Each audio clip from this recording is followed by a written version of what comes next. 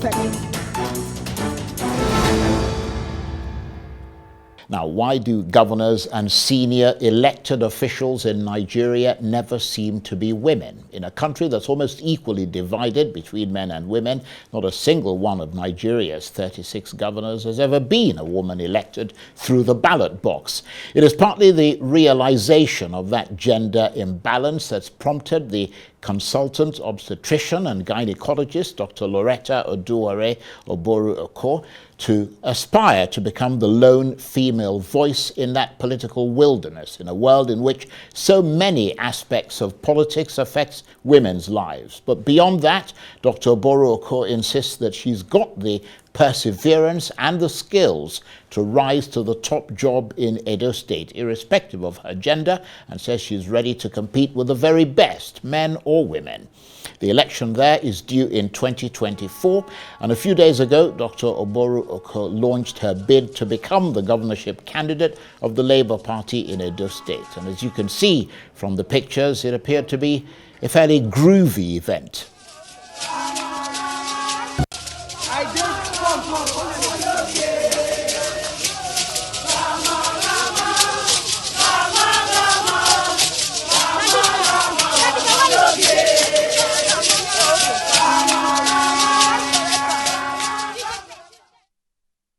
But beyond the revelry, can she crack the problem of the boys' club in Nigerian politics? Well, for more on this, I'm joined now in the studio by the consultant obstetrician and gynecologist, Dr. Loretta Oduware Ogboru-Okor, who is a governorship aspirant in Edo State under the Labour Party. Thank you very much indeed for coming in. Thank you very much, Charles, for having me this evening. So how are things looking? I mean, you seem to have got a fairly good reception there as you launched your bid, or was that a rented crowd? Oh no, it wasn't. It was an organic crowd. And right. That's actually the second time we are going to the Secretariat. We were there in June, you know. So it's an organic crowd that has evolved from the things we've been doing in the community. They're pleased with us.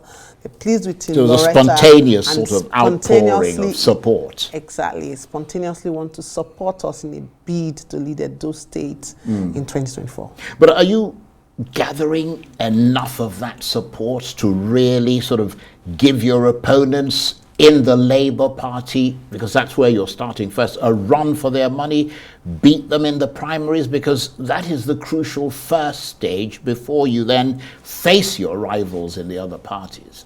The answer to that is a big yes. And you can see from the crowd, and not just the crowd, ask people now in Edo State and they'll tell you, oh yes, there is this female aspirant on the block and we want to see a difference. We've seen what she's been doing with Loretta Health in the community. We've seen what she's been doing with humanitarian work over the years. We've seen her administrative skills and human management. And more importantly, we've seen that empathy and compassion. And we think this should be the next light bearer for Edo State, right. The next governor in Osadibe Avenue. So, I mean, I have to ask you this, although you've touched on some of it, but why have you decided to run for governor of Edo State? I think the time has come for those of us who are daughters and sons of Edo State to take our places at the table. Because the more of us who exit that table, the less the pool of capacity-oriented persons and competent persons that the electorate can pick from. So at this point in time, there should be no exclusion. And for me, all my life, I have been prepared for this post of governorship without even realizing it initially. Right from how my dad raised me to be proud of my roots, to how much I suffered when my father passed on and was going to the market with my mom, urban market, mingling with those who people would class as the poor. But that was actually God forging me to understand the unique problems that people suffer. To becoming a consultant obstetrician and gynecologist, being a CEO of a company, United Nations humanitarian ambassador, an author, a mother, a wife, all of these things rolled together, managing big budgets in the United Kingdom for healthcare, working in teams over time, and working across borders. So I define myself as a glocal phenomenon, global yet local. And all of these skills I've acquired over the years is going to be brought to bear in managing our people in Edo State. And what do you think the people of Edo State are looking for in a governor that they haven't seen yet? The people in Edo State are looking for a particularly compassionate and empathetic governor who is able to close the gap between the governed and those in governance. The people of Edo State are also looking for that governor that is going to be leading the state to produce all that the state is poised to, not just dormantly laying there, and to grow economically and put Edo State on the map of not just Nigeria, but that's what every Africa. other aspirant says. Well, that is what has been said over the ages, but what has been done? What is the track record of these persons who are speaking? These are the things we should critically look at. I can't come and be saying that I want to change a state and all I do is splash money about the place. Because if you think about it, the collective patrimony of our people is being sold and being eaten.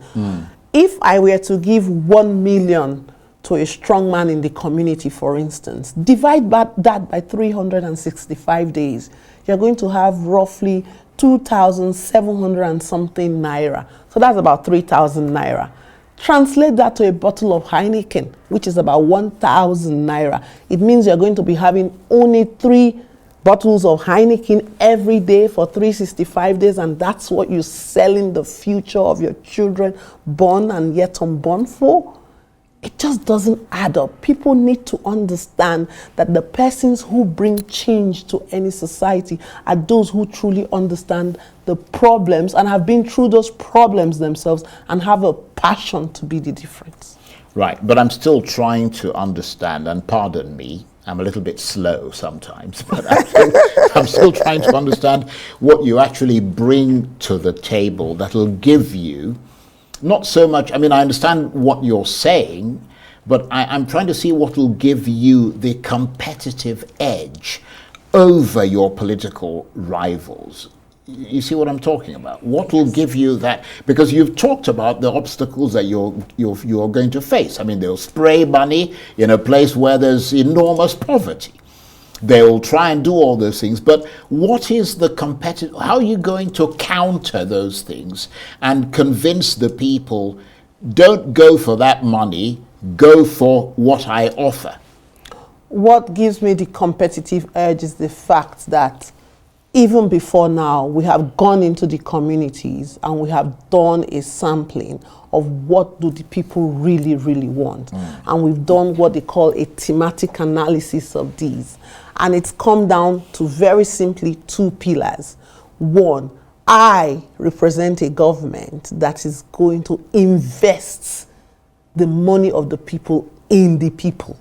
So that is the first pillar. I will put the people money for inside the people. So that means that basic healthcare, basic education, as well as vocational or skills acquisition studies will be taken very seriously and will leverage on technology for that. So that's that first pillar. The next pillar is that we're going to help create wealth for Edo State people.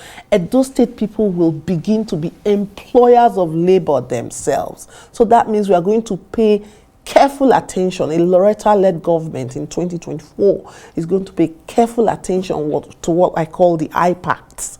That's infrastructure, both soft and hard. And then, of course, the P is for production, and production along value chains. There's no use us planting palm trees and we just only take palm oil from it. We must walk down the value chain from brooms, go on to palm wine, and have industries that do this. And then, of course, we must think about how we'll turn the arable lands from Oriomo, Ovia, up to the north, even places like Ososo, you can still plant particular crops in them.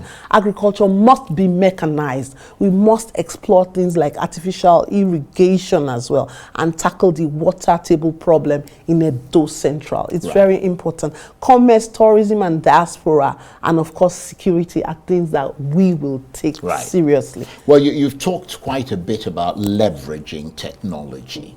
Yes. Is there a scientific way that you're able to measure the agency and power and reach that you have inside Edo State, that you can present as a reason not to underestimate you in the race to be governor of the state? Oh, yes. Interestingly, people may take this for granted, but Edo State in the South and across Nigeria, because of our position, is one of the most dynamic states. If you look at our coverage and usage of things like Facebook, social media, it's up there. Now, we also have one of the huge and most dynamic diaspora populations. And this can be closely seen overlapping with our current use and maximization of technology. Now, I straddle both the diaspora and the home front. And that makes me unique because the diaspora actually are like those pipers, those people who actually pay the piper that plays the tune. So as we evolve in this, it's going to become apparent to those who have actually gone out of Edo State and seen the light. Because when you are in darkness, you don't know you're in darkness. But those who have gone out and seen the light are going to actually see that this is the woman of service. This is the woman with track record of excellence. And they're actually going to drum this into those at home. Leveraging on those same technology, this is going to go widespread. And this is what happened in the last election, where the diaspora took the whole center stage. Well, what about the issue of zoning in Edo State? I mean, how loud is the call for the governorship to be zoned to the central senatorial district after Governor Shimale, who comes from the north, and Governor Obaseki from the south? The issue of zoning in Edo State is... I mean, you're not from the central zone, are you?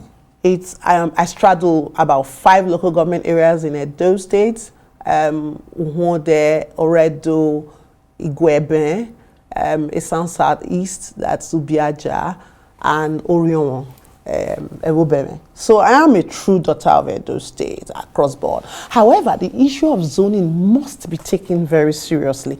It is a valid agitation and should not be dismissed with a wave of the hand, like I've always said.